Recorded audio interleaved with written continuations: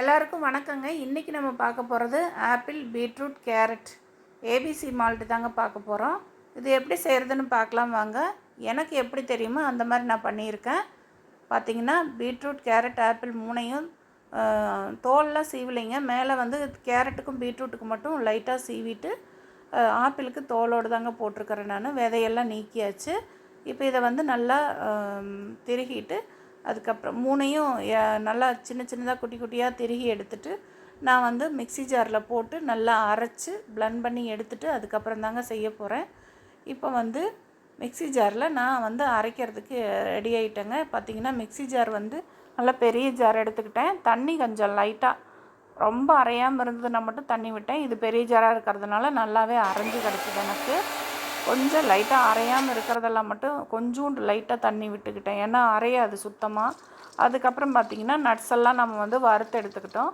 இப்போ வந்து பாதாம் பருப்பு, முந்திரி பருப்பு, ஒரு 10 போல் ஏலக்காயும் கூட போட்டு நான் நல்லா வறுத்து எடுத்து இதுக்கப்புறம் இதை நல்லா பொடி பண்ணி வச்சுக்கணும்.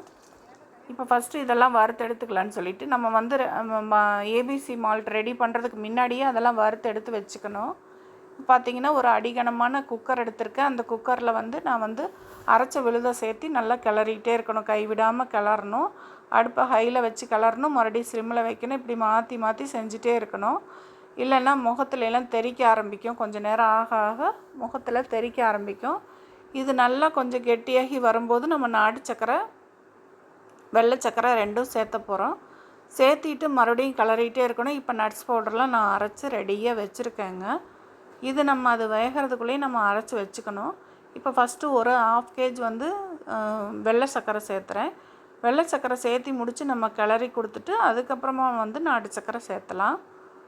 இது கொஞ்சம் கொஞ்சமாக தாங்க ப்ராசஸ் வந்து ரொம்ப நீளமாக இருக்கும். அதிகமாக ரொம்ப நேரம் ஆகுங்க இது செஞ்சு முடிக்கிறதுக்கு. அடுப்புலையே ரொம்ப நேரம் நிற்கணும், செஞ்சுட்டே இருக்கணும், கைவிடாமல் கிளறிட்டே இருக்கணும்.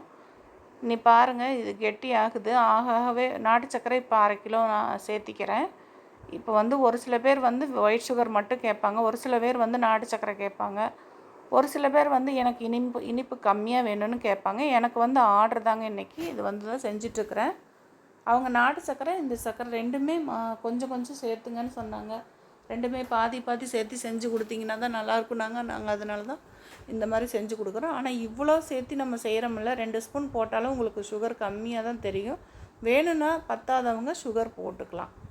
இப்போ பாருங்கள், அல்வா கன்சிஸ்டன்சிக்கு வந்துருச்சு. அல்வா மாதிரியே வருது பாருங்கள், ஜாம் மாதிரி. இந்த டைமில் ஜாம் வேணுங்கிறவங்க ஏபிசி ஜாம் இந்த மாதிரி வந்து நம்ம ஸ்டோர் பண்ணி ஒரு பாட்டிலில் எடுத்து வச்சுக்கிட்டோம்னா, ஆற வச்சு பாட்டிலில் எடுத்து வச்சுக்கிட்டோம்னா பாலில் கலந்து குடிச்சிக்கலாம். வெறுமனே குழந்தைகளுக்கும் கூட ஊட்டி விடலாம். ரொம்ப ரொம்ப நல்லாயிருக்கும். நம்மளும் சாப்பிட்டுக்கலாம், ரொம்ப டேஸ்ட்டாக இருக்கும். இல்லைன்னா நம்ம வெயிலில் காய வச்சு நிறைய ப்ராசஸ் நிறைய நீண்டுகிட்டே போகும்.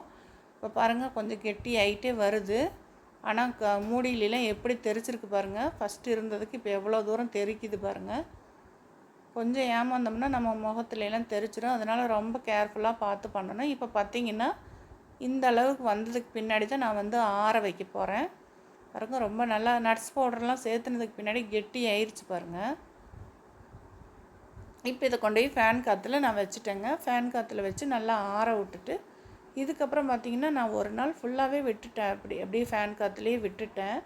இதுக்கப்புறம் இடையில கிளறி கொடுத்துட்டே இருக்கணும். இந்த மாதிரி கிளறிகிட்டே இருக்கணும். அப்படி பண்ணிகிட்டே இருக்க நல்லா வந்து கெட்டியாகும். இதுக்கப்புறம் நான் வந்து வெயிலில் கொண்டுட்டு போய் காய வச்சிட்டேங்க. இதை அப்படியே வெயிலில் கொண்டு போய் காய வச்சேன். எனக்கு 2 நாள் ஆச்சுங்க. ஃபஸ்ட் நாள் லைட்டாக கொஞ்சம் ஈரப்பதம் இருந்துச்சு. 2வது நாள் சுத்தமாக ட்ரை ஆகி இந்த மாதிரி கிடச்சிருக்குது. இதை கொண்டுட்டு போய் நான் வந்து திருப்பியும் மிக்சியில் போட்டு நல்லா அரைச்சி பிளெண்ட் பண்ணி நல்லா ஃபைன் பவுடராக அரைக்க போகிறேன்.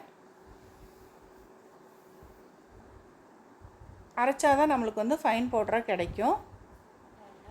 பாருங்கள், இப்போ வந்து மிக்சியில் போட்டு அரைச்சதில் எந்த அளவுக்கு நைஸாக இருக்குது பாருங்கள். ரொம்ப சூப்பராக நைஸாகி வருது. என்னோடய மிக்ஸி வந்து 1000 வாட்ஸ் பவர் மிக்ஸி, அதனால் ரொம்ப நல்லாவே நைஸாக கிடச்சிது. இருந்தாலுமே நான் அதை வந்து சளிச்சு எடுத்துக்கலான்னு சொல்லிவிட்டு ஒரு ஜல்லடை வச்சு நல்லா சளிச்சு எடுத்துகிட்ருக்குறேன். இப்போ நல்லா ஃபுல்லாகவே எல்லாமே கொஞ்சம் கொஞ்சமாக அரைச்சி சளிச்சு எடுத்துகிட்டு இதுக்கப்புறம் நம்ம வந்து பாட்டிலில் ஸ்டோர் பண்ணி வைக்க போகிறோம். கொஞ்சம் ஆற விட்டு ஸ்டோர் பண்ணணும். உடனே ஸ்டோர் பண்ணக்கூடாது, கொஞ்சம் நேரம் ஆற வச்சு அதுக்கப்புறம் தான் ஸ்டோர் பண்ணணும். நான் இந்த மிக்சியில் தாங்க அரைக்கிறேன். இது 1000 வாட்ஸ் பவர், அதனால் நல்லாவே பிளெண்ட் பண்ணி கொடுக்கும்.